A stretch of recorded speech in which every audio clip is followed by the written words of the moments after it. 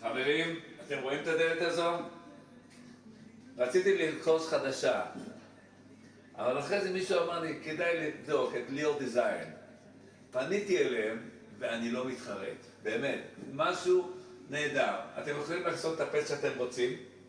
אני בחרתי את הטפט הזה. יש פה סגירה מצוינת.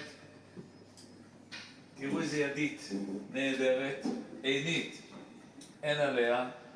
גמר עבודה, חבל על הזמן, זה ממש גמר יפה מאוד. תסתכלו, הוא גם נתן לי צ'ופר למטה את הסגירה, שלא ייכנסו ג'וקים, הידית.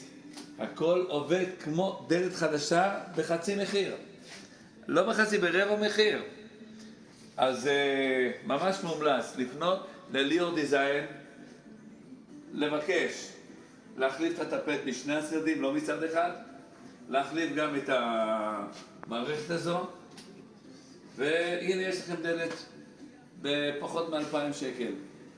אני ממליץ בחום, חבל על הזמן, באמת.